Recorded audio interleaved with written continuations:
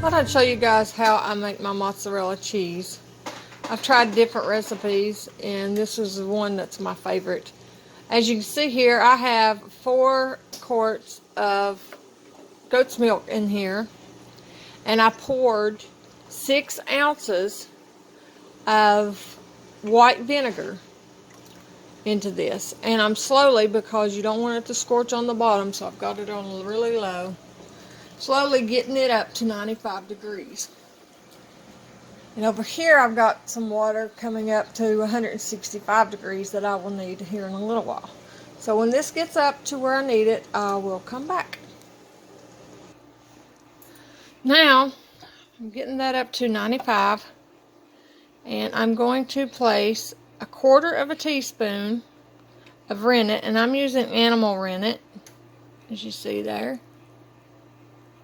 Sorry, I'm doing this one-handed, which you have to keep that in the refrigerator, with 1/2 cup of, excuse me, lukewarm water. I've already got part of it in there, but it was hot, so 1/2 cup of water. Place the rennet in there and stir it just a tad. Now, I should have this right at 95, almost. Got just a couple minutes. And I like stirring this with this, and the reason being is because it really scrapes the bottom good to keep it from sticking. And you can use any whole milk as long as it's not ultra pasteurized. This is raw goat's milk that I'm using, so you can use either one. And when that gets to 95, which it is, I will turn the heat off, and I will add my rennet. And add it kind of slowly, and just around and around, get it out of there. And then go back, and this time I'm going to stir with this. And stir it for about 30 seconds, fairly gently. Don't get too vigorous with it. And then I'm going to let this sit for about 12 to 14 minutes, depending on whether it's ready or not to be cut. And this will start setting up. I definitely like this recipe better. I have used, this is the 3rd different recipe that I've used, and this one is definitely my favorite. A lot of them use citric acid, and this one here uses actual white vinegar, and I don't know why, but it just does better for me. That's me. Okay, you can almost see that it's trying to set up already. See that? Okay, let's let that set for a bit, and we'll be back. Okay, guys, I kind of slid this off the heat too. I meant to tell you that a while ago, so it wouldn't stay cooking too long. I've already checked on this a little bit. You can kind of see here where I've made some indentions. But now I'm going to cut my cheese, as they say. Cut the cheese, and it's twisting on me.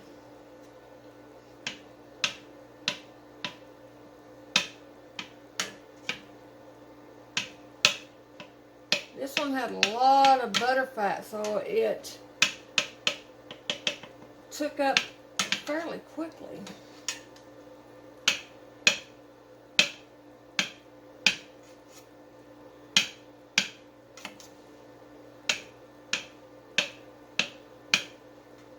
And just cut it like a crisscross. And it may turn on you and it may not. Usually it don't turn on me. But this one here had a lot of butter fat. I didn't get all the butter fat that I could have got out of this. Then I'm gently going to separate that. You might want to have you a good glove on that's good and clean. I'm going to kind of separate those curds a little bit and let them continue to do their thing.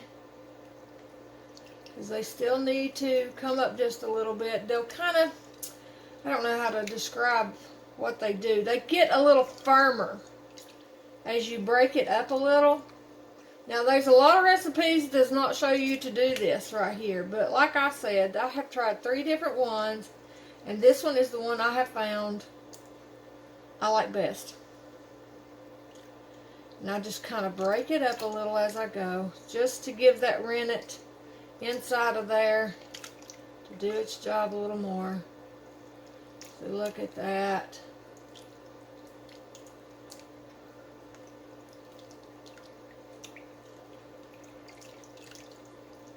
Just a couple minutes. And then I'm going to simply move these curds when they get to where I want them, and that's about where I want them. They're kind of stiff. I wish I knew a better way to describe that to you, but I don't.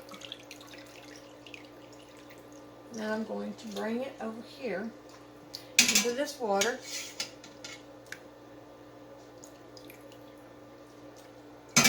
And this is basically to rinse it and to also melt it back down.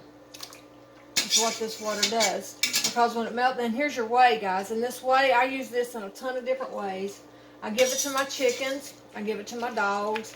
I use it on my plants. I have found that it kills a fungal spore that gets on my roses and my persimmon trees. Now see over here, this is melting down a little more. We just continue to break it up a little as it sits here on this 165 to 175 degrees. See how it's melting? And you just kind of slowly mess with it. You don't overwork it. And just allow it to melt. Stretch it out a little bit to where it can kind of melt more. Now, this method here, you hear a lot about stretching. But this method here kind of does that for you as you do this. And see, it's pulling and separating. That's what this kind of does. Because you're thinning it out, basically, to cause it to melt and get stringy. See? And after you do that, then you can form your balls. Now, what I like to do, I've already got some that I keep in the freezer because I've got goat's milk every week I got to do something with. And I want to experiment on other cheeses. I do ricotta and a farmer's cheese. But for me, this mozzarella is the easiest to preserve because I just form my balls and then I freeze it. And this is also rinsing out the rest of the whey too, by the way, guys. Now, see, that looks beautiful. Now let me get my other glove on. I didn't know if I'd need to get in my camera. Is the reason I did that. And here's me a clean bowl. There's a piece of cheese. And try to get this closer to you guys so you can see. And look at that. Look how pretty that is. Now here's where you can make your balls.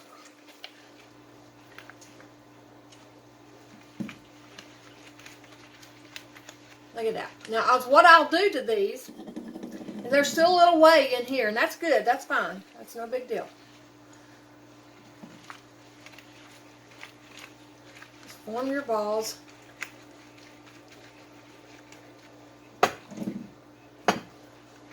What I'll do to these is I freeze them in the freezer, just like this right here. And after I freeze them, I grate them, and I'll actually get out some to show you because the last ones I made are still in balls I didn't grate, and then I have some that's already grated.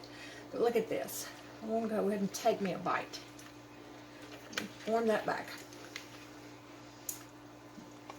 Look at that cheese. And you can even make string cheese out of this. This is the original string cheese of one video, actually. Shane said that. And you can also add salt at this point if you want to add salt. That is just awesome. You don't get no fresher than that. Nope. I dropped that one. It's just for my family. Anyway, I hope you enjoyed that video. Oh, let me get the other one out. Let me show you the other.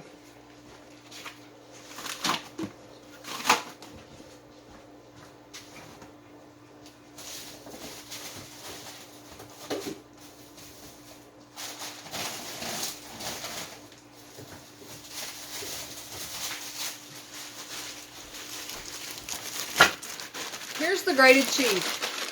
And there's more there than it looks like there is. But I'll just take a simple grater. Here's my matzo balls that I made a couple weeks ago. If I can get them open. Okay. Now, kind of flatten out as you put them in there. See, it looks more like a biscuit right now as you put them in there. But you can grate that with a grater and then put it in your freezer bag, and there you've got your mozzarella cheese ready to do pizzas or whatever it is you want to do with them. Guys, you'll love this. I think this is the better recipe. For me, this has been the better recipe. Matzo balls. Anyways, I hope you guys are having a good week. And I bless you all. And I hope to see you soon. Bye.